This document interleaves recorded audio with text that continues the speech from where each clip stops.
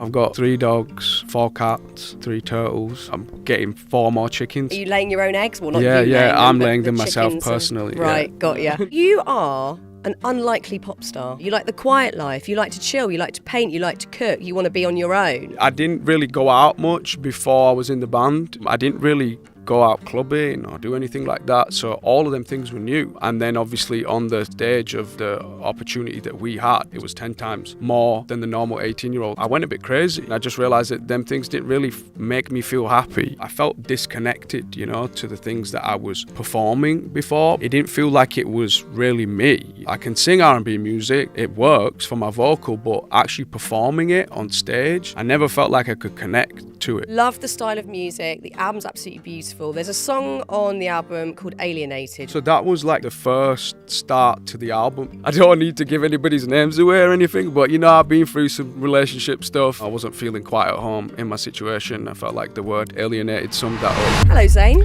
Hello. How are you? I'm well, thank you. How are you? I'm really good. It's really good to sit down with you today. Do you know what I love about you, Zayn? No. I love the fact that you've still got a proper Bradford accent. Oh yeah, that's not going anywhere. It's really not. It's deeply rooted in there at this stage.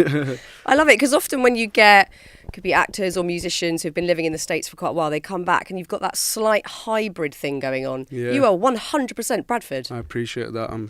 I try to make an effort to keep it real, you know. It's great. It's a good thing. So you're back in the UK. Mm-hmm. Does that mean you'll get time to go to Bradford, or is it too much of a whirlwind? This time, probably not, but I just got a bit of time there for my birthday, like a couple of months ago, so I got to spend a bit of time there. My mum came out with me to America and stuff, so it was nice. But this time it's a quick trip, so just in and out, doing some work, and then get back to my daughter as quick as possible. Yeah. So when you're up in Bradford, what do you have to do? What are the must-do, must-eat, must-see things? Must do, probably see my mum, Yeah. you know, family. Eat some of my mum's cooking. Which is what? She cooks all kinds of good stuff. Yeah. She cooks like really good British food, but like also she can cook like Indian, Pakistani food too. I'll probably be, you know, a mix up between. I always ask her to make me samosas, you know, or like a real good like Sunday dinner. So, you know, like I said, it's a bit of both. Love that. Yeah. Have you still got friends in Bradford that you want to touch base with when you're there? Yeah, I do. Yeah, I've got my 2 best friends that I still keep in touch with. Like pretty much every day we talk. So when I'm back, yeah, I get to hang out with them a bit. It's nice. That's so nice. It's so lovely. I've heard you say before that your mum's opinion is the one opinion that counts. So when things are noisy and there's stuff going on, as long as your mum is knowing the truth and knowing what's going on, you're good. Is she good at just telling you straight, even if she doesn't agree with what you're doing, saying, getting up to? Yeah, I think that's what it is. You know, I know she's always going to be honest with me. So I rely on her opinion for the honesty factor. You know, you know, certain points. I think the moment that you're referencing there, when I said, you know, I asked my mum, like that was when I left the band, and yeah, man, there was so much noise around that, you know what I mean, so many different influences, so I was just like, as long as my mum's cool with me actually just coming home and she's okay with it, then nothing else really matters. Yeah, so I do, you know, ask her opinion on quite a few things. Yeah, I'm a bit of a mummy's boy. I love that. And does Bradford always feel safe and calm? Is that like somewhere you need to go to get that equilibrium and that chilled out time? Yeah, I guess, you know, safe's a funny word. I don't know about safe. You're probably not safe anywhere, quite frankly. Yeah, no, it's grounding for sure. Yeah. Yeah, and I definitely need to reconnect with that. Yeah, because I feel like it like puts my feet back on the earth a little bit. And obviously, I'm not trying to get rid of this accent, so it's good to, you know, keep it refreshed with the locals. It's such a good accent as well. Thank you. It's brilliant. Can American people understand what you're saying? Yeah, I've got used to like certain words that they use to explain things, you know. Are you having to say water? I say water, but I pronounce the T. Obviously, if you're from Bradford, you say water. You know what I mean? Like, you don't even say the T. So I pronounce my T's for them so they understand what I'm saying. Yeah, but they seem to be getting to grips with it. You're muddling through. Yeah, slowly. Yeah, I've only been there 7 years. You know what I mean? So. Yeah. That's good. So look, let's talk about your new album. Yeah. That's why you're in the UK to tell us all about it. So let's start with the name, Room Under the Stairs. Tell me the story. Yeah, so the concept of the album was pretty much, to do something that was raw, real, and honest. And I felt like the best place to do that would be like in my home rather than having to go to different studios and different places. And I had this little studio set up in like the equivalent of like a shoe closet, basically, underneath the stairs in my house.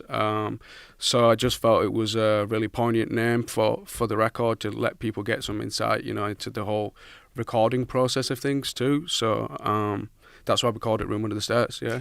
And did recording it at home and working on it at home help you feel very comfortable so that you could talk about things you might haven't before? Yeah, definitely. I think that was one of the main intentions behind doing it at home, so that I could just rock up to the studio in my pajamas, no shoes on, no socks, Heaven. just do your thing, Yeah. chill. And I've worked with a guy who I've been working with for about 10 years on and off on other records and stuff. So it was real cool. It was just chill. It didn't feel like there was a lot of pressure, When we got an idea, we got an idea. When we didn't, we didn't. We just hung out and did chill things, like cooked food and relaxed at the house, yeah. That's so nice. As you said, it's raw and you're talking about subjects and showing parts of your personality and your story that you haven't previously. What did you want your fans to learn about you, or for just us, just everybody out there to know who the real Zayn is? Yeah, so the idea behind that is, I think for myself, I just feel like I've grown up so much in the last 6 years, matured as a person, into myself. I've learned a lot of things in life, and the main thing I've learned is just not to take things too seriously, not to overthink things, just be yourself, be as honest as you can. As simple as that sounds and as cliche as it sounds, it's been a real turning point for me, and since obviously putting the record together, I've just wanted to be behind it fully and show that I'm behind my own ideas, and that, even in the past, maybe where I haven't sent as present, it was just nerves, I'm just quite a shy guy, like to keep myself to myself, and I'm slowly getting used to this idea that, I'm a pop star, I do this as a job, and it's a nice feeling, yeah, to be able to connect with that, and, explain it to people in that way, I think. I think that's the healthy way round to have it, rather than, I'm a pop star, everybody, you should know this. I like the fact that you're still going, oh yeah, this is the job, that I'm a pop star and I've got to put myself out there, and that might be uncomfortable at times. How are you navigating keeping yourself private and feeling comfortable with what you're saying versus an album that is raw and does show the world who you are? Was it difficult to keep something back for yourself? Were you quite clear on the things that you didn't want to express in this record? It's a really good question. The balance is key, when you're writing anything. I think you want to give, enough information that people know what's going on, but you don't want to be like, yo, I wore this red jumper and I went to this place at 9 p.m. on Tuesday and I seen this person, and give people's names, So there's a way you can be poetic about it and be ambiguous and clever, but still get your point across. And that's what I enjoy about music, that's what makes it relevant to so many people as they listen, just kind of getting the key points in there, but kind of glazing over the rest of it. And with this, I feel like I've done a good job of making it explanatory to people. This is what I was going through, but not too much detail, like I said, I'm not telling what I had for dinner. Yeah. Probably a samosa. Yeah. Drop a bar in there, just ate a samosa. I was lucky enough to hear a few tracks that I don't think other people have heard, or many people have heard so far, and it is such a beautiful album. Your voice is stunning on it. It's an unexpected style perhaps, but one that really works with your vocal and really works with the lyrics. You work with Dave Cobb, who's worked with people like Chris Stapleton, so we know that there's sort of that country influence there. What drew you to that genre of music? Why did that work this time? I think it was my environment, where I'm at in the world, in Pennsylvania. It's rural, farm, and just being out there a lot. I spent a lot of time listening to that kind of music. Funny enough that you mentioned Chris Stapleton, because he was a massive like inspiration for this record. Like I was listening to a lot of his music on vinyl, just out in the middle of the sticks, and Wow. it inspired me to want to do something that was real and raw like him, you know. I appreciate his lyricism. I love the fact that he's an amazing storyteller too, and I felt like the genre of music lent towards that. Like it gave you that space to be able to tell a story, you know.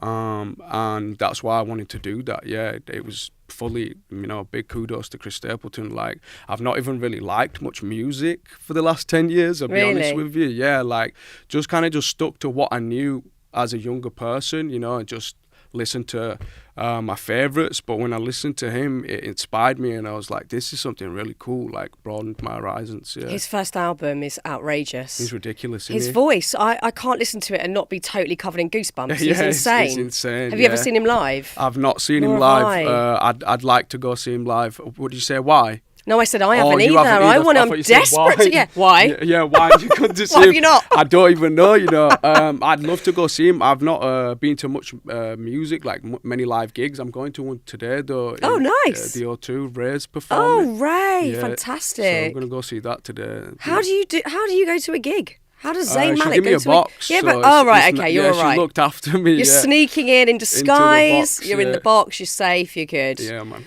Well, that's going to be fantastic going to see Ray tonight. She's amazing. I mean, I haven't been to a gig in ages. Yeah, I love I'm her too voice. tired. I can't stay up that late. I'm exhausted. I can imagine. Yeah, when you've got the kids to look Oh, after, it's it just gets like that for bonkers. sure. But she's not here now, so I'll get a night off. You know, go see a gig. Exactly. You've got to do it. And I think actually there's nothing like watching live music and you sort of go to a gig and go, why don't I do this all the time? Just seeing someone just being themselves on stage and showing that raw talent, it's just such an inspiring thing. No, I agree. Yeah, it's going to be beautiful. As I said, I love the style of music. The album's absolutely beautiful. There's a song on the album called Alienated, which I think the melody is so gorgeous and the lyrics seem really personal. Talk to me about that song. Where did the idea for that start? What's going on with that one? So that was like the first start to the album, pretty much. I wrote that song first, and then the rest of the songs on the record kind of followed that one. And it was just the first time like I'd done something in that space. The inspiration, I think, is pretty self-explanatory. You know, like I don't need to give anybody's names away or anything, but you know, I've been through some relationship stuff, and that was definitely, you know, correlated there. You know, I wasn't feeling quite at home in my situation. I felt like the word alienated summed that up in the best manner. So that was the inspiration behind it, yeah. And I talk about, you know, certain things in that song that like I was feeling around that time.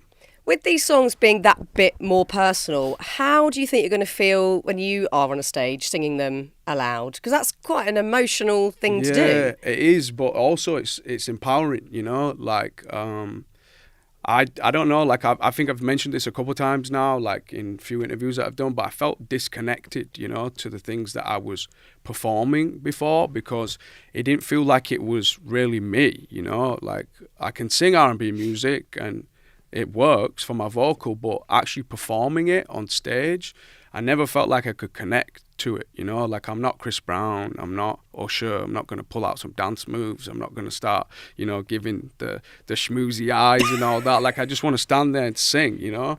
And this music felt like that gave me that space to do that, so that's why I wanted to do it. Yeah, how are you feeling about getting out there and singing these songs live? I'm excited. Yeah, like I said, it's empowering to like own your shit, you know, and like actually, I don't know if I'm allowed to say that, but it's empowering to. You can use all the swears. Oh, I can. Yeah, is that Any okay? swears yeah? you like. Oh, that's wicked. I like this. Yeah, This is yeah. good. Yeah. Any of them. Like yeah, so people like have to dropped own. the C-bomb, by the way. Like Have there are they, no yeah? rules. You All right, literally, cool, yeah. I was told I'm never allowed to say that ever. Okay, at any that's point. your own personal rule. Yeah. Sure.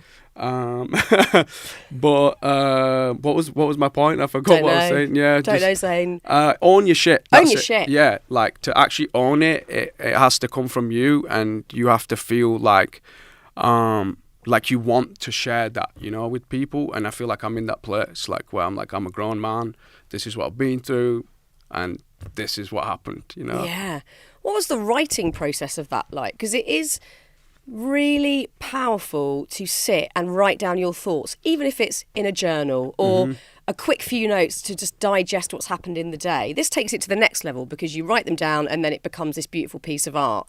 But there's something really magical about just writing down how you're feeling. Was that in any way therapeutic? Yeah, I think all writing is pretty cathartic, you know, like it gets that feeling off your chest, and it's a really useful like therapy technique too. I've been told, you know, so people do it a lot for that, and I think it's very beneficial because when you see things written down in front of you, you have to look at it from an outside perspective, you know, like how is this going to be perceived?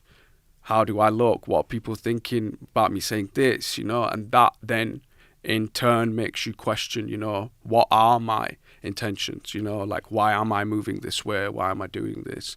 And it can help you, you know, process them things. Yeah, without a doubt. It's a really helpful tool, one that I definitely use all the time. So look, let's talk about Pennsylvania, because it seems like you have found yourself a corner of peace in this crazy world, and certainly the crazy world that you live in, and that it feels really good for you to be in that kind of space. Definitely, yeah. I love Pennsylvania. It's super chill, real quiet. You know, I get time to think and work on stuff. You know, like when I'm doing my music, I don't have a lot of noise around me. There's not a lot of outside influences. I can just really concentrate on my own thoughts. Which is a good feeling, but I just love being there anyway. It's just it reminds me of England, weirdly enough. Like the architecture and everything is kind of similar. I've never been. Have you never Quite been? Quite green and lush. Yeah, green and lush, and a lot of the original like people that settled there were European settlers. So it has that kind of feel to it, you know. And I just love it, yeah. And the weather's kind of like England too. It's not grey, it's not too hot. Didn't you want to go somewhere sunny? No, man, I'm cool with it. Yeah, I'm used to it. I like what I like. I'm so over. This has been the longest winter of my life. Look, I like a vacation. You know what I mean? We all like to get away in the sun, yeah. but to be real, like I prefer to have seasons. You know, like I when I lived in LA and it was sunny all the time, I didn't even know what time of year it was. To be honest, I get you. I understand that, especially around Christmas. You want it to feel all cozy and lovely. I mean, you could, and I know you have lived in New York previously, but that's being in a city would be too loud, too bustly. What's the feeling? Yeah, I lived there for like 4 years, and that's what it was. It just felt very intrusive, you know. I was living in an apartment on one of the busiest streets in New York.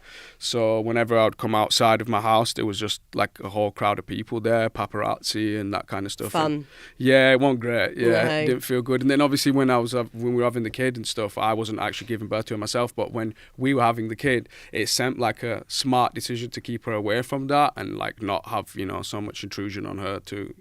Yeah, and just have some space and nature. And she gets to run around in the fields, and we get to go camping and, you know, barbecue outside whenever. We've got people watching us straight out the front door. Yeah, but also it seems that you're comfortable in a much more peaceful habitat. Would you say, I'm talking to you like you're an animal, in your habitat, Zayn? It is fully a habitat, so it's all good, it's your fine. natural habitat.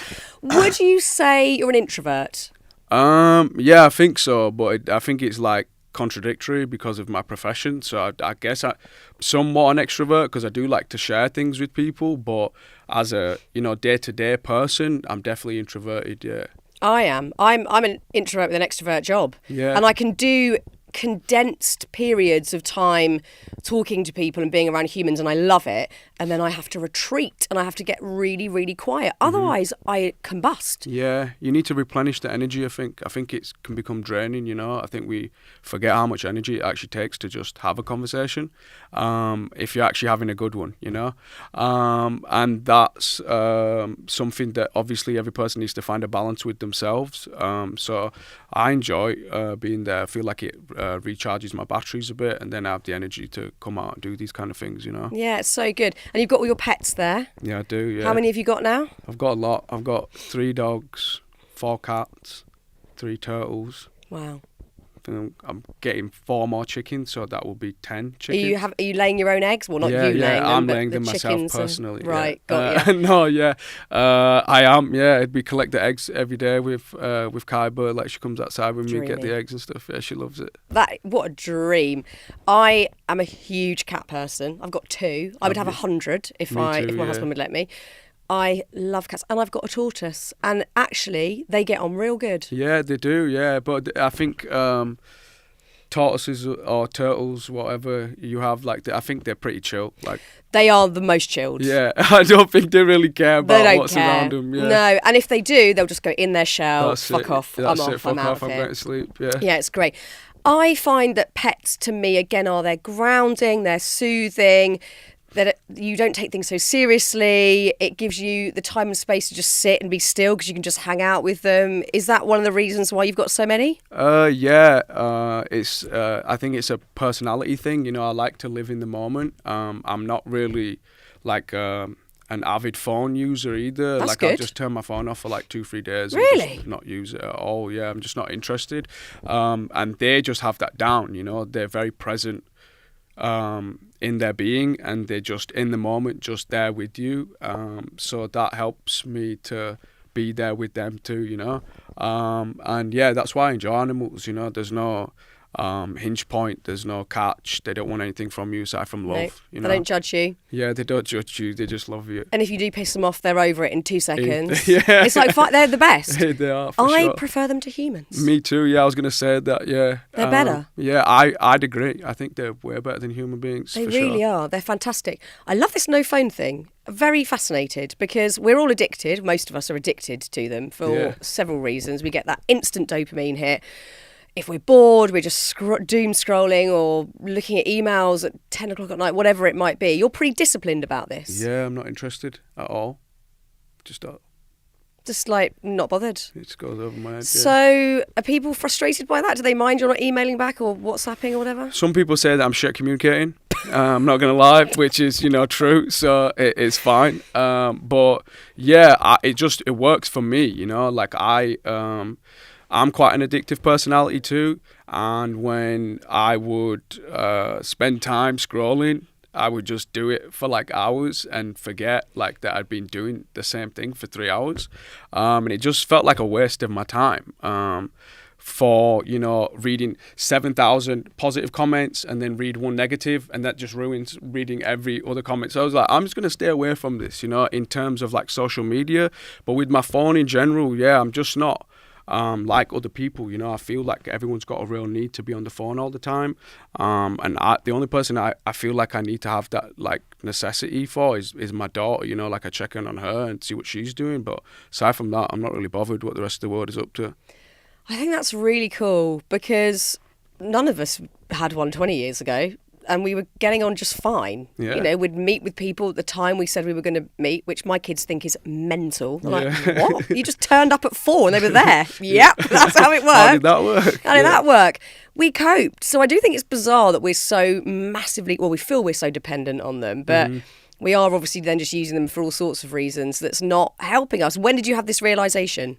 Honestly, probably like when I first moved out to PA, because it was just off the grid. Like I didn't feel like I needed to be in touch with people constantly, you know, like checking in. Like you said, if you're meeting with people all the time, it probably is, you know, a good comfort to have so that you can check and make sure everything's good. But for me, I was just staying in one place, like you said, in my habitat. Yeah. And I just didn't feel a need for it. Yeah, it just was like, it's all good. I'll just live off the grid here, play my vinyl. I have a VHS TV combi. I still watch VHS. Like, this is wild. Collect VHS. Yeah, I'm not even about this like new tech age at all. Oh my God. Look at you with your Bradford accent watching Friends on VHS. That's it. What's going on? Getting back to grips, getting back to the roots of things. But it's brilliant because you know what it is? It's slowing the hell down. It is, and everything is so fast. And obviously parts of your life are because you're in the music industry and it is quick. And you've got to keep up and you've got to do the tours and whatever it is. But when you can, to actively choose to slow down, I think is so important. But not many of us do it. I think it takes actually great discipline to do that. Yeah, I think I just enjoy it a lot though too. Yeah. You know, I think for some people that find it hard, it probably, you know, would be helpful to have, you know, a bit more discipline. But with me, it's something that I just enjoy doing. So it doesn't feel like it's discipline for me. So you're really good in your own company? Yeah, I like myself. Yeah, I like my own company. I don't think I've ever been bored. No. Yeah, I don't think I have either. I like to read and stuff too. Yeah. Are you reading anything at the moment? I've been reading a collection of stories called the Bachman books. Okay. And it's Stephen King's like alter ego that he has. He writes under another name called Bachman, and he's got like 3-4 books in there. And there's some interesting stories in there. I bet there sure. are. Yeah. And painting, you love to paint. I do love. What to are you paint. painting? What medium are you using? I use all kinds. I like to paint with acrylic mainly, but I spray paint a lot too. And spray painting's taught me like a lot, even with the paintbrush. Like coming back from the spray paint to the canvas, like it just seems to refine your skills a little bit. I love drawing. I love sketching, pencil sketching. I love comic books. Yeah. And obviously, I'm very into tattoos as well. My whole body's covered at this point. So, yeah, I love art. Yeah, expression in it. It is. It's a beautiful thing. I love painting. I use acrylics too. I haven't moved to oils yet. I should do. I'm in my 40s. This should be a thing. But I just find acrylics easy. I find it hard to use oil paints. Yeah, too. I don't dry. No, it takes forever. I know. I love acrylics. And what are you painting? Are you landscapes? Are they people? All different things. Yeah, I have a lot of love for cartoons, so a lot of my art tends to like lean that way, like animated kind of style, big thick black lines and like bold colours and stuff. I lean towards that kind of style. Nice. Where do you paint? What's the setup? It depends. I have a little like a barn outside of my house. I sometimes paint in there, or just sometimes in my basement or in my living room. Nice. And are you displaying them? Are you giving them as gifts? Where do they go? I've displayed one so far of my own on the wall, and I've kept the rest of them just like in storage. Hopefully, at some point, I'll have enough to like maybe do a gallery or something. When I'm like 40 years old. Like, so old. No, another 10 years. Would you do like a proper exhibition? I'd love to. Yeah, I've got enough work. I think I could do it. Yeah, that'd be so cool. What a lovely thing to do. Yeah. What about the album artwork? That's gorgeous. Thank you. Yeah. Who did that? It was like heavily dictated by my vision. Nice. I didn't actually physically paint or draw that myself. I wish I could do that. That was amazing. So lovely. But yeah, the idea behind that was to get somebody, to paint or draw something that looked like it fit in like Pennsylvania. Like you see I don't know if you've ever seen the blueprints of like some of the buildings there and stuff. No, like, I haven't. So yeah, it was just based in that kind of style of art and stuff for Pierre. It's so lovely. Do you find it, being a dad and having this crazy career, do you have to actively carve out this time to paint, to cook, to do the things that really help ground you? Yeah, definitely. I have my daughter 50% of the time. So I have that luxury, that like 50% of the time she's not with me, and I try to look at it as a glass half full than a glass half empty. So in that time I get things done, I get a bit of time to myself, get to paint and do them things when she's in the house. I'm sure from having your own kids, you can't do nothing. Yeah, so I just father then, from the minute she wakes up till she goes to sleep. Yeah, you can't even have a wee. You can't do anything. No, you can't go to the toilet. No, she don't be mad. To the toilet. Yeah. I haven't had a wee on my own for years, 13 funny, years. Yeah, it's impossible. Yeah. But I'm so glad that you are finding the time to do it, because I love painting, but I can really fall off the wagon and go, I won't start today, I'll do it next week, and then it doesn't happen for 6 months. Yeah, no, that does happen too, yeah, for sure, and things can get on top, but it's important, I think, to take that time, when you have a bit of time. And when you're in it, I don't know how about you, Phil, but time doesn't exist. I could do a whole day and I haven't even had a sip of water. Yeah, and I'm because like, you're having fun, my God. right? Yeah, just enjoying yourself. So good, best feeling. And you love cooking, that's a hobby that helps you to, again, centre? Yeah, I love cooking. I feel like it's expression again, it's creative, like you can mess around with different things and put different things in and make it fun, like depending on what you want to eat.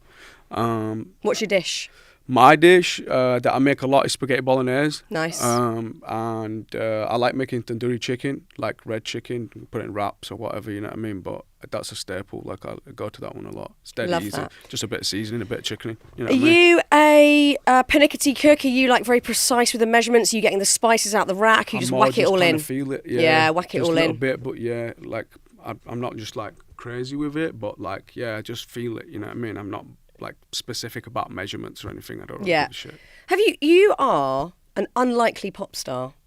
You've got the most amazing voice, which makes you like you have more than the credentials to actually do the job. But in terms of how you live, you're an unlikely pop star. You like the quiet life. You like to chill. You like to paint. You like to cook. You want to be on your own. Yeah. Have you always been like this, or was this a reaction to you starting so early? Yeah, I think I've always been like this. Like even if you ask my mum, she'll tell you the same thing. Like I like to be in my own space and do my own thing. And she said, that's not abnormal. Like, you've been that way since you were a small kid, like 3-4 years old. Apparently, I would just like go off by myself and like to sit by myself, play by myself, read by myself. Like, so it's just something that's always been a part of my personality. I think to say that it hasn't been somewhat affected by what I've done would be a lie, you know, because I think that just gave me the turtle effect, you know. I was a bit too much and I went back inside the shell a little bit, you know what I mean? So yeah, it's definitely a combination of both, but I am naturally quite introverted, I think, yeah.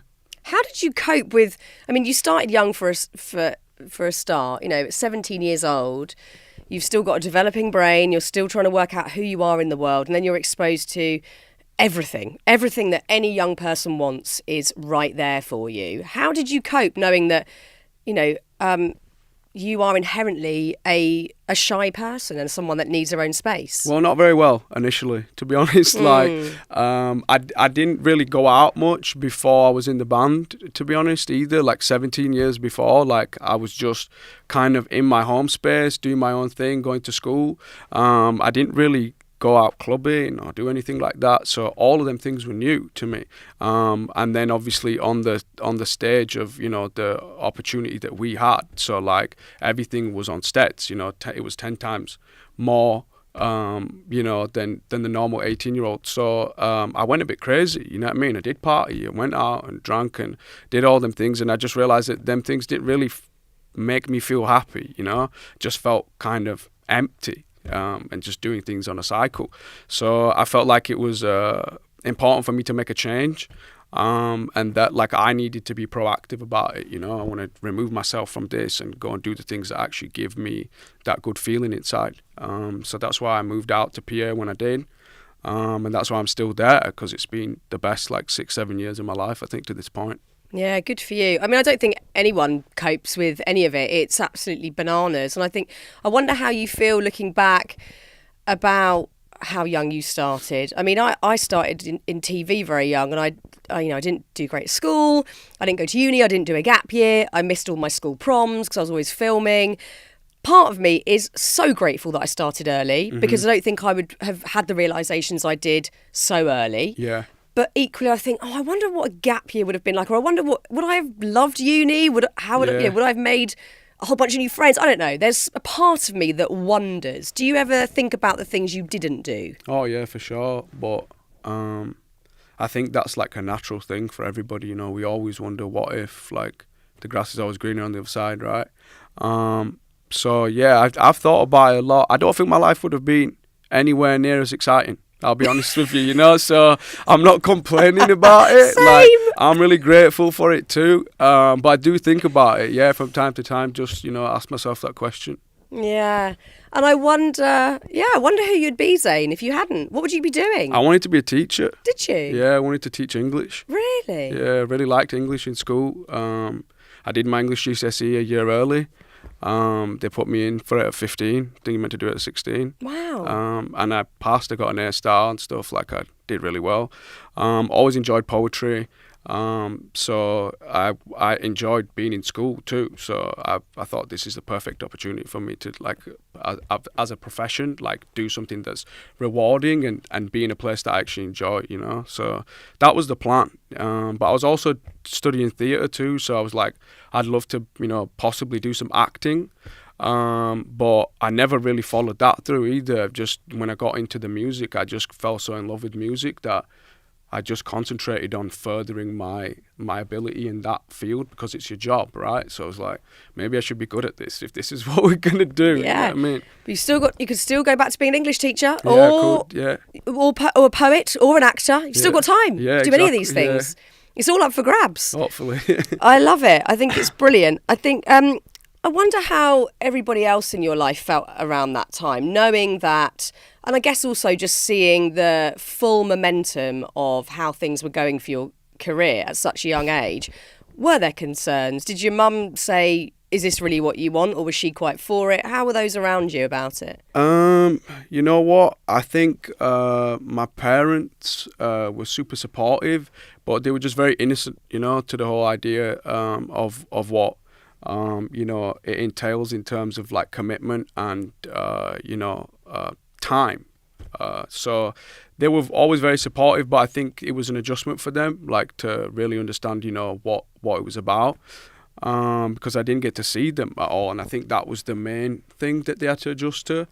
But aside from that, yeah, no, my mum and dad are just real chill. Like, they were obviously, concerned about me, but they would never like pressure me and make me feel bad. You know what I mean? So I'm grateful for my parents, man. I have two solid parents. Yeah, that's amazing. And they must miss you so much being so far away. How do they feel about you being in the States? Yeah, that's what I'm saying. Like, it's difficult for my father to come out because he doesn't like traveling, so I don't get to see him that much. But my mum's been coming out a lot more since Kai's been born, and I think that's to do with the fact that she wants to be around Kai. She didn't used to spend that much effort coming to see me. It's all about a granddaughter. She does it for a granddaughter, and that's beautiful. You know what I mean? They have a real nice relationship, and it's nice to see her with my daughter. Is your daughter your mum's first grandchild? She's not, no. Oh, okay, right. She's the She's second. got a breed, right, yeah. okay, fine. She's got 3 now. 3. 3 grandkids, Wow. yeah. Oh, it's magical though. Yeah. What a beautiful, it's a lovely relationship for your mum to have as Yeah, well. she loves it, yeah. Yeah, it's really, really special. Do you think that fatherhood has changed how you approach music, how you write? I think father's changed me in general. I think it's changed my approach to a lot of things in life. I've definitely developed a hell of a lot more patience Oh my God. for things, It's the one thing that you just don't consider. You don't think you've got to be patient. You just think, oh, I'll figure it out. And it's like patience is number one. It's key, yeah. It's key. So yeah, that definitely has influenced me across the board, and then the writing process, I think any direct correlation to, being a father is just like having a bit more depth to pull from, when I'm talking about real life things. Like, what was I going to write a song about at 17? I just came out of school, I did my A-levels, you know what I mean? Like, I had nothing going on. Like, I've lived some life now. I have this love for this, this other being that I never understood before. And I don't have any fears or worries expressing that because it's such a good feeling and, a beautiful thing that I've been through. And I don't know, it just feels like I want to share that with the world in a mature, fatherly way, Are you the sort of dad you thought you were going to be? Because I thought I was going to be this really chilled mum. Yeah. Like, yeah, really cool about everything. I'm not. Yeah. Fact, I am not. Yeah, I thought I was going to be way stricter than I am. I had this whole thing, like, I'm not going to let my kids get away with this. They're not going to do that. She asked me to do this. I'm going to be like, no. And I do everything she asks me to do whenever she asks me to do it. So, yeah, I found myself... She's got you by the little finger. That's it, yeah. It's always the way, isn't it, though? But my God, it's a trip. No one tells you anything that you actually need to know. It's all about these tiny details, and then you get into being a parent, and it's completely different. That's for sure. It's completely different. It's absolutely crazy. Any room for any more tattoos? In some places, yeah. I'm pretty covered. My back's got a bit of space, but... What's going to be next? I'm not sure yet. I haven't thought of anything for a while, actually. I haven't had the itch. So where do the ideas come from? Are they all related to times in your life, moments that have happened, things you want to commemorate? Not really. No, I'm a bit more like just creative about it. Like, if I like the way something looks, like, and it fits, because I've got so many different things now. Like, I'll see a space and I'm like, this image might look quite cool here. Some things do mean, certain things to me, like little verses or bits of writing I've got on me that just like a memento or whatever, or something somebody said to me. But I don't like to overthink it like that, it's art and they look fucking cool. So I just get them for that reason, as vain as it sounds, you know what I mean? No, they're great. Most painful place? Most painful place? Ribs, maybe? Ribs, yeah. Neck was fine, head was fine. Head was fine? Yeah. This? Head did not hurt. Haven't we got loads of nerve endings up here? I don't know what was going on. Maybe I don't have any nerve endings in my head or something. Wow. Yeah. But I didn't feel anything. I just sat there, was just chilling. Yeah. Wow, good for you. Because when I saw the picture of this tattoo, I was like, no thanks. Yeah, that is this big ouch. One. Yeah. Oh my God.